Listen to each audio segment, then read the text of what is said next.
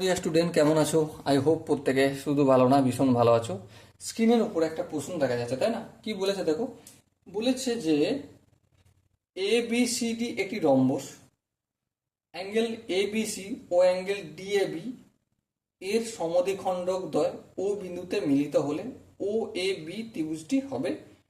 চলো, চারটে অপশন আছে, চলো আমরা অঙ্কটা করতে শুরু করি। প্রথমে একটা রম্বস অঙ্কন করি। এই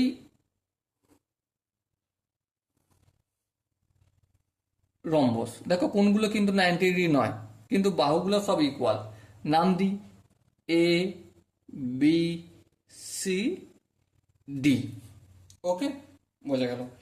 এবার দেখো এ বি সি মানে এ বি সি এই কোনটা, আর কোন কোনটা D A B, D A B মানে এই এই কোনটা।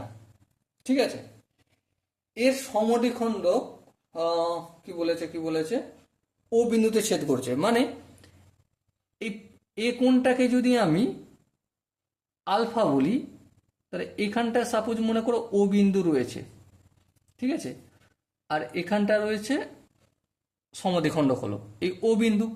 তাহলে আলফা বলছি মানে এখানটা আলফা বাই 2 হবে, এখানটা আলফা বাই 2 হবে, অ্যাঙ্গেল এ কোণ ইকুয়াল টু আলফা। ঠিক আছে, আর এই পুরো অ্যাঙ্গেলটা যদি আমি কি ধরি, বি কোণটাকে যদি আমি বিটা ধরি, তাহলে এখানটা হবে বিটা বাই 2 আর এখানটা হবে বিটা বাই 2। ওকে, তাহলে এবারে আমাকে এই কোণটার ভ্যালু বলতে বলেছে, তাই তো? ও এ বি না, এই কোণটা নয়, পুরোটার ভ্যালু বলতে বলেছে। চলো পুরোটার ভ্যালু বলবো, কোনো অসুবিধা নেই। কিন্তু তার আগে আমাদের একটা কাজ করতে হবে। কি কাজ? এই যে এবিসিডি রম্বস, ঠিক আছে, এবিসিডি রম্বস, এই রম্বসের এই এডি বাহুটা সমান্তরাল কার সঙ্গে? বিসি বাহুর সঙ্গে। এটা আমরা জানি, হ্যাঁ ঠিক।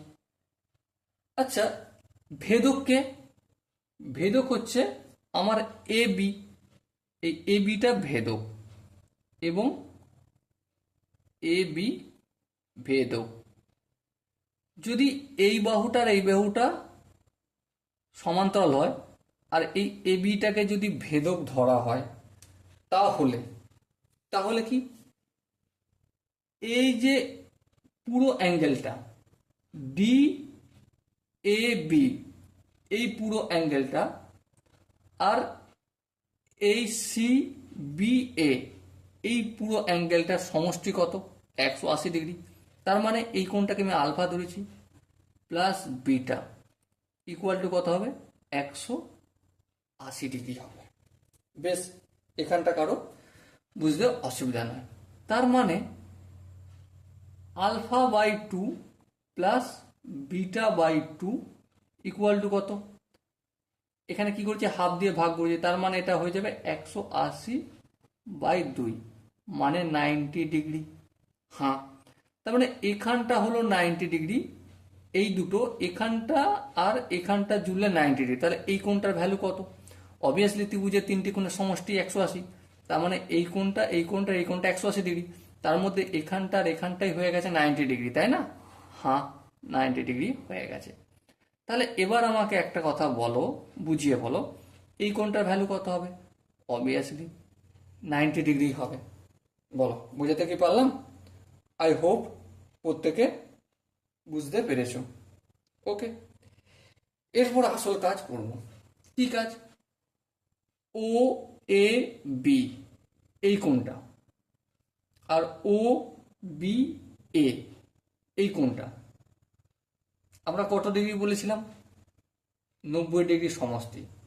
তার মানে এইটা হচ্ছে 90 ডিগ্রি, এটা যদি 90 ডিগ্রি হয়, এর বিপরীত বাহুটা কি হবে? অতিভুজ হবে। কেন অতিভুজ হবে? দেখো, ত্রিভুজ ও এ বি এর অ্যাঙ্গেল ও ইকুয়াল টু 90 ডিগ্রি, তার মানে অ্যাঙ্গেল ও কি হলো? সমকোণ। হ্যাঁ, আর সমকোণের বিপরীত বাহুকে কি বলে? অতিভুজ বলে। তার মানে O B, sorry, A B equal to কি, ইকুয়াল টু অতিভুজ। হ্যাঁ, অতিভুজ। তাহলে এ বি যদি অতিভুজ হয় তাহলে এই যে ত্রিভুজটা ও এ বি, এই ত্রিভুজটা কি ও এ বি, এটা হচ্ছে সমকোণী ত্রিভুজ। বলো বোঝাতে পারলাম কি? এবারে দেখো ও এ বি ত্রিভুজটি হবে, কোশ্চেনে কি আছে, ও এ বি ত্রিভুজটি হবে, অপশন এ আছে সমদ্বিবাহু, অপশন বি আছে সূক্ষ্মকোণী, অপশন সি আছে সমকোণী, অপশন ডি আছে সমবাহু। তো কোনটা দেখো, সমকোণী ত্রিভুজ। So option C is the right answer. I hope প্রত্যেকে এই কোশ্চেনটা কনসেপ্টটা বুঝতে পেরেছো।